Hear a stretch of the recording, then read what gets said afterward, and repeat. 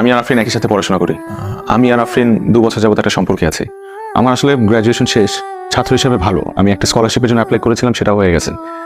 আমি 2 বছরের জন্য বাইরে যাচ্ছি। আসলে আমরা একজন আরেকজনকে অনেক ভালোবাসি। আপনি যেভাবে আপনার মেয়েকে আদর করে বড় করেছেন, আমি ঠিক সেভাবেই আপনার মেয়েকে আগলে রাখবো, আমি কথা দিচ্ছি। এ কথা আমাকে আরেকজন বলেছিল।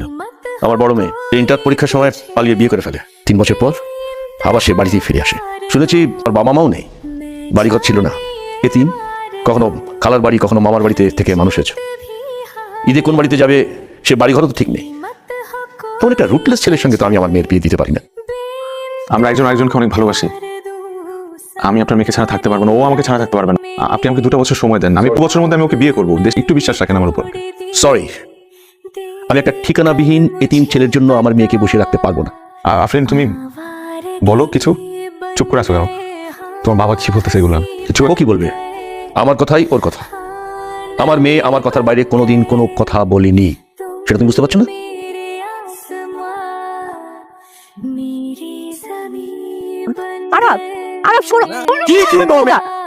কথাই যখন বলছো আমি তাহলে এতক্ষণ ভেতরে চুপ করেছিল কেন? ঠিক তোমার বাবাকে বললা না কেন যে তুমি আমাকে ভালোবাসো? আমার বলার সাহস হয় নাই। সাহস হয় নাই তোমার?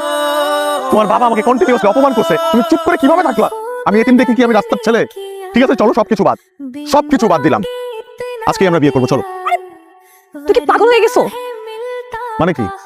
তুমি আমাকে বিয়ে করবা না? না। তুমি বিয়ে করবা না আমাকে? এইভাবে কেন? একটু সময় নিয়ে সিচুয়েশনটা দেখে আমাকে বোঝার সময় দাও। 2 দিন পর তোমার বিয়ে হয়ে যাবে, তখন কি বিয়ের কার্ড পাঠাবো আমার কাছে? তুমি একটা বেঈমান, তুমি একটা বেঈমান। তুমি কখনো আমাকে ভালোই বাসো নাই। চলে গেছি, কিন্তু যাওয়ার আগে আমি বিকাল 5টা পর্যন্ত বাস স্ট্যান্ডে ওয়েট করবো। তুমি যদি না আসো তাহলে তার কিছুই বলার নাই।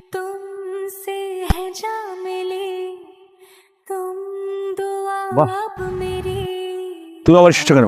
আমার কোনো পরিবার নেই, বাবা মা নেই। তো আমার বাবা মা মারা যাওয়ার আগে আমাকে খুব ভালোভাবে শিখিয়ে গেছে যে মুরব্বীদের দোয়া ছাড়া শুভ কাজ সম্ভব না। আপনি আপনার মেয়ের জন্য সবচেয়ে ভালোটা চিন্তা করবেন, এটাই স্বাভাবিক।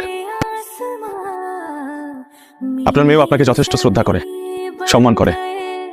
এই কারণে সুযোগ থাকা সত্ত্বেও সে কোনো ভুল সিদ্ধান্ত নেয়নি। আমি ওকে আমার সর্বস্বটা দিয়ে ভালোবাসি। আরফ একটা মিথ্যা কথা বলেছে যে ওর কোনো পরিবার নাই। আরফ আমার ভাই, আমার বাবা ওরও বাবা। আরাফের মতো সম্পর্কের মূল্য আর কেউ বুঝে না। বাবা, তুমি কাছে কিছু চেয়ে পাইনি এমনটা কখনো হয়। আজ আমি আমার সর্বস্ব দিয়ে আরবকে চাই। তুমি দেবে বাবা। তুমি আমার মেয়েকে কোনোদিন কষ্ট দেবে না? কখনো না। ওকে ছেড়ে কোথাও যাবে না? যাব না, প্রমিস করো।